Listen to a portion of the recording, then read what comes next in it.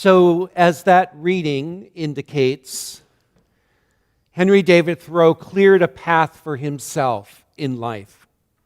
That path took him beyond some of the dominant conventional thinking, both in religion and in society, that were prevalent in his time.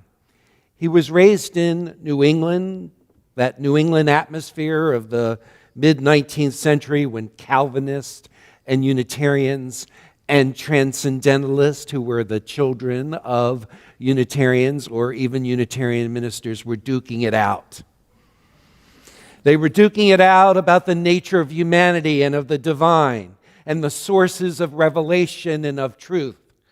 Thoreau concluded that if God were to be found at all, it would be not after death, but here and now, and most probably in nature. He felt that the divine dwelt within, rather than in an extraterrestrial paradise, and could only be found there. In his journal, he wrote, "Heaven is the inmost place. What sacred place can there be but the innermost part of my own being?"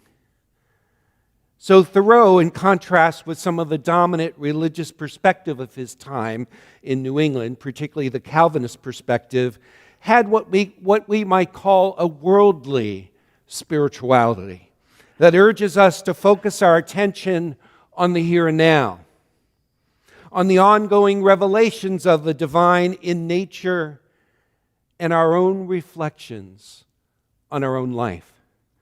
Attending to our inner life and the ongoing revelations in the here and now could involve, as it did for many transcendentalists, writing, journaling, composing poetry, or sauntering in nature. I love that word, sauntering. Why don't we all say it together? Sauntering. Let's practice that this summer, sauntering in nature. So this familiar quote from Thoreau captures, I suspect, the prime motive of his life. And maybe it can say something to us this morning as we hear these familiar words. He wrote, "I wished to live deliberately, to front only the essential facts of life, and see if I could not turn what it had to teach, and not when I came to, I could learn what it had to teach, and not when I came to die discover I had not lived. I did not wish to live what was not life. Living is so dear. Nor did I wish to practice resignation unless it was quite necessary. I wanted to live deep and to suck out all the marrow of life." Do you resonate with those words at all? What I particularly appreciate about Thoreau's mystical sensitivity and reflections is that it was not merely self-absorption. He also engaged directly with the social concerns of his time. Thoreau denounced the church of his time as much as government and institutions because of what he sensed was their complicity in waging immoral wars, forcibly relocating Native Americans, and by supporting slavery. He could not simply conform with what he felt to be against his own conscience. And like many transcendentalists, he believed there is a higher law grounded in conscience that takes precedence over civil law. He wrote in an essay, "Let your life be a counter friction to stop the machine." This essay was published after his death with the title of his well-known and influential book, Civil Disobedience. It intrigues me that the same author who wrote about his retreat to nature in his book Walden also wrote about his engagement with and response to social issues in his book Civil disobedience. The same writer who retreated to the woods also was directly involved in the abolitionist movement and in conscientious objection to war. Thoreau's was a worldly spirituality, what today we would call an engaged spirituality. Indeed, I believe that his life demonstrates that there ought to be no hard divisions between the spiritual and the political, between the practical life and philosophy, between action and contemplation.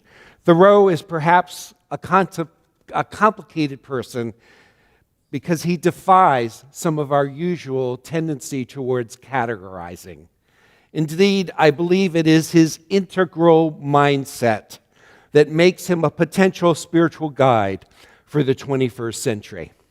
He is someone who can speak directly to people like us, who often create divisions where in reality there is none. Too often today we abide on one side of a supposed dichotomy or another. We may say that we are spiritual, or we may say we are not spiritual. We may say that we are committed to social justice, or we may say that we are committed to personal growth. We may say that we are guided by the rational, or we may say that we are inspired by wonder. We could oftentimes tend to create camps with, of course, our side of the imagined dichotomy always held as superior to the other side of the imagined dichotomy. Do you get what I'm saying here? Okay. Yet, my friends, we live in a time where the challenges facing us require us to not to continue to gather in separate camps, but around the same campfire.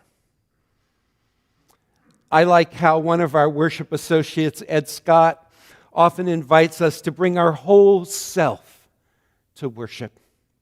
Indeed, we need to continually practice bringing our whole selves, not just parts of ourselves, to our lives and to the social challenges that we face and to one another when we gather in various ways as a congregation.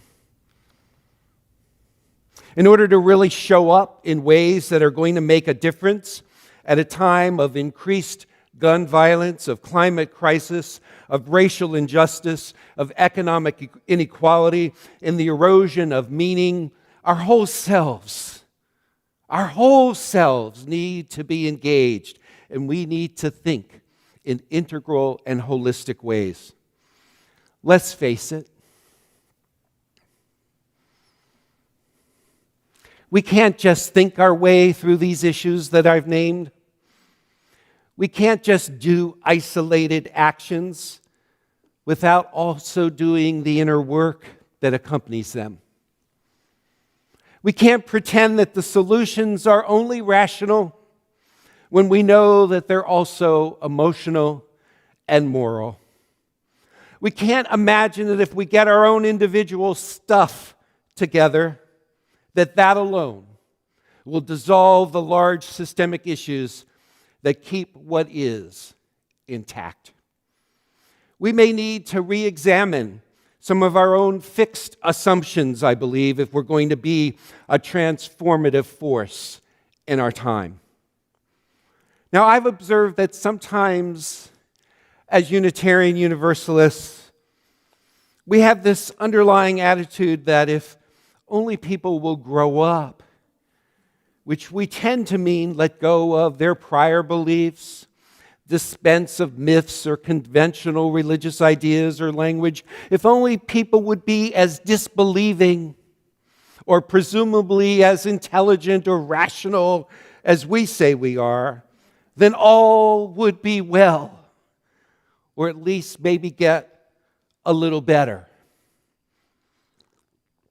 But I think it's becoming increasingly clear that growing up in the ways that I've just described is insufficient in and of itself.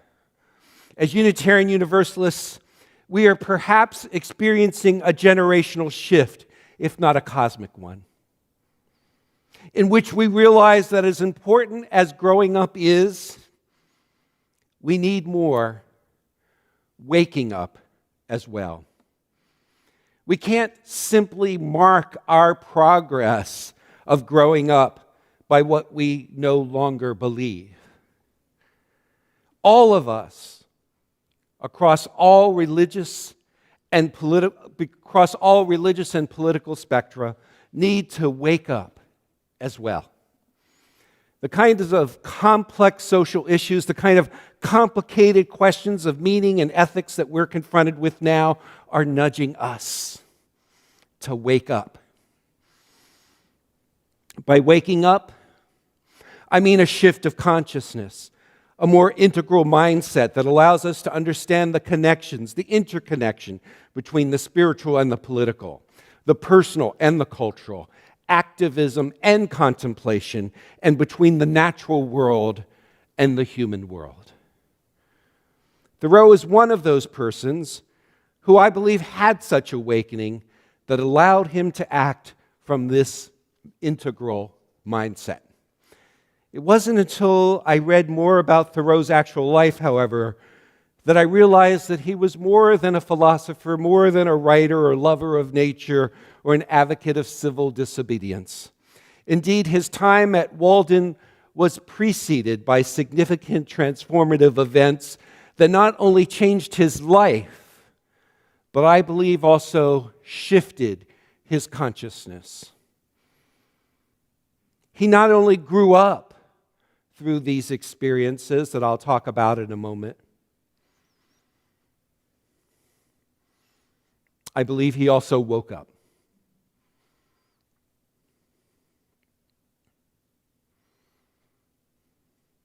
We know that sometimes it is painful experiences, deep experiences of loss that provoke this shift in consciousness in us. And it was certainly the case for Thoreau. The pivotal event for Thoreau was the untimely death from tetanus of his brother John in January 1842. Henry was close to his brother John. They took boat trips together, as recorded in one of Henry's books, and they started a school together. They were companions in work and in spirit. And then, soon after John's death, Ralph Waldo Emerson's 5-year-old son, who Henry had tutored, also died. These were devastating events. They impacted Henry. First, he didn't react at all.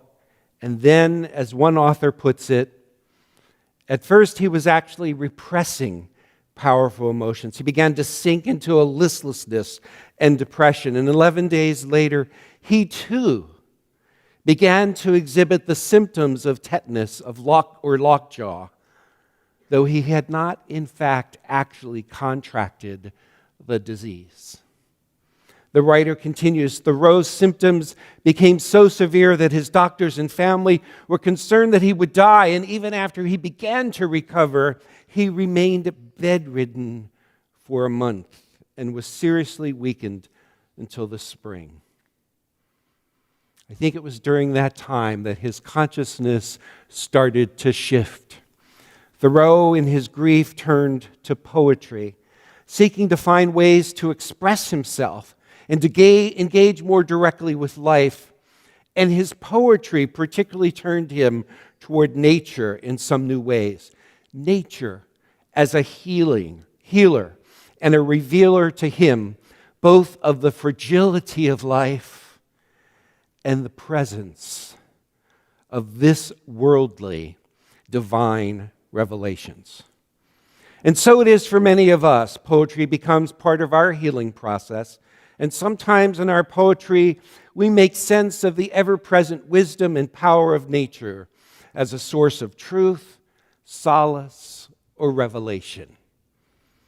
I have experienced over this past year this subtle power in our class, our ongoing class, the poetry as a tool of wellness, in which some of us have gathered regularly and some of us sporadically, either in person or online.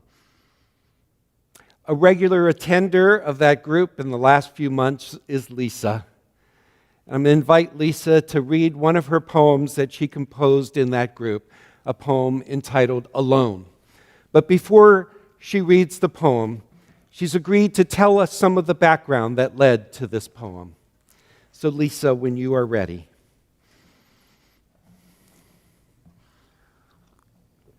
And you could take your mask off, yeah.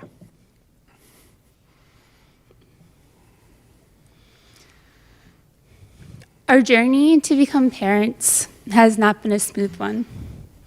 We experienced 8 miscarriages and then turned to IVF to treat a genetic component of our repeated pregnancy loss. After 2 rounds of scientifically driven embryo creation, we finally had a healthy embryo that we hoped someday would be our daughter that we had dreamed of for so long. Lily was born at full gestation last December after a healthy pregnancy, but then she passed away 3 days later due to severe hypoxic ischemic encephalopathy after enduring birth trauma. On the day that we knew Lily would leave us, I felt lost.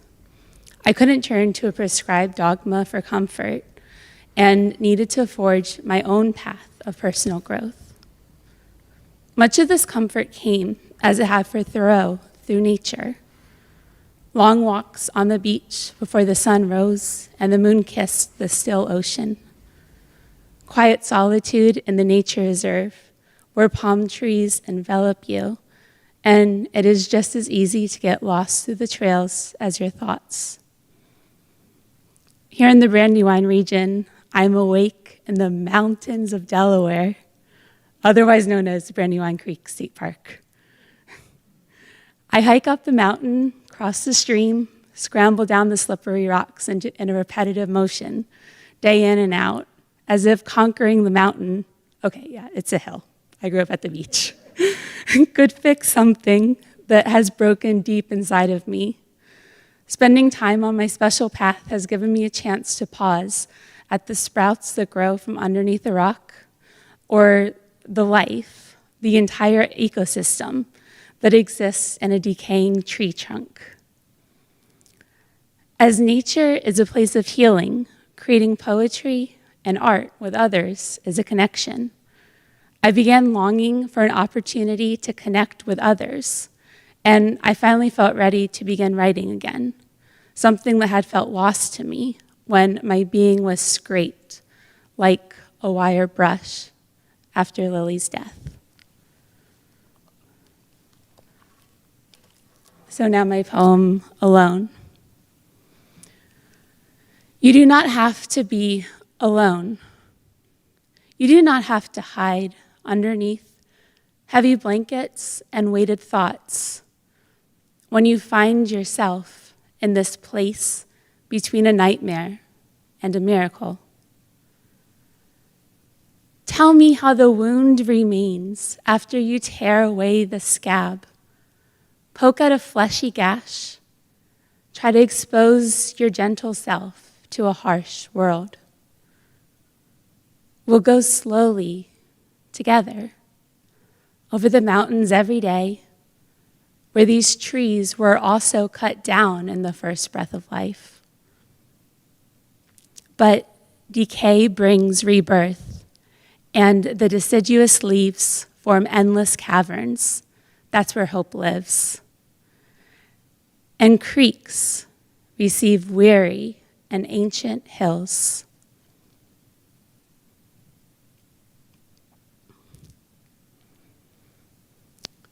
Wounds will scab over. Erosion will deaden the scars. But balance exists in an endless cyclic dance to which you are invited, and you are not alone.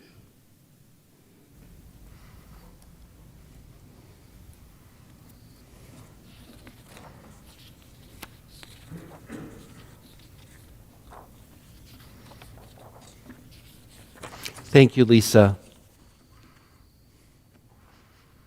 Not only for this sharing with us today, but also for the ways that you've engaged our poetry group to feel alongside of you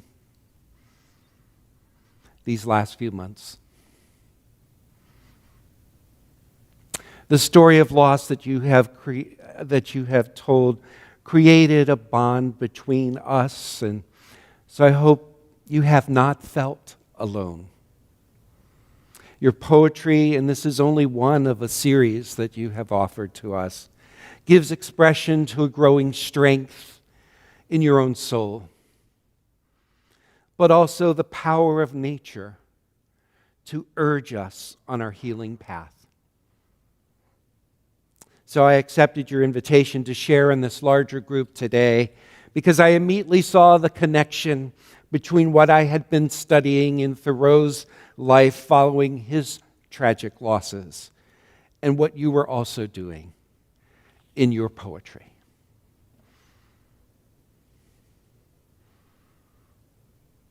Thoreau first turned to poetry because it allowed him to be with his grief with a poetic sensibility and acceptance rather than the all too common instrumental or fix-it mentality. Your lines about the tree convey some of the ever-present wisdom of nature, if we can open ourselves to it, that ever-presence of nature that can speak to us even in times of loss. You write, where these trees were also cut down in the first breath of life, but decay brings rebirth, and deciduous leaves form endless caverns. That's where hope lives. These verses and the other verses in your poem remind me so directly of how Thoreau also discovered this ever-present wisdom in nature and its particular power of healing. Thoreau's poem, The Fall of the Leaf, is too long for me to share with you today. But Thoreau thought of the seasons of a tree's leaves as similar to the cycles in life itself, the cycles that we all go through in life that are inherent in nature's way, and that you refer to, Lisa, as the cyclic dance. Thoreau declared that the human needs not only to be spiritualized, but naturalized on the soil of the earth. Something shifted in Henry David Thoreau, and he emerged from his traumatic losses eventually more determined to live a deliberate life. He was an early transcendentalist and a naturalist, and it may appear to us that he was romantic about nature, romantic about his experiences in nature, but he also was a scientist when it came to understanding nature. He was a spiritual person, enjoying solitude and contemplation, spiritual journaling, and reading of Eastern scriptures, especially the Bhagavad Gita. And he was also a social activist and a protester, seeking to change not only just himself, but the civilization that he was a part of. He plunged the depths of his own inner life, and he also provided shelter and passage to those on the Underground Railroad, to those seeking escape from slavery. And so he lived in these dynamic tensions, and he did not try to prematurely resolve them. Instead, he ventured into a deeper place of contradiction and integration that is actually the birthright of all of us. Thoreau not only intimately engaged with nature, he sought to perceive the world in a new way. In his book, The Spiritual Journey of Henry David Thoreau, Malcolm Clemens Young explores the perspectives and the practices that Thoreau embodied in his everyday life.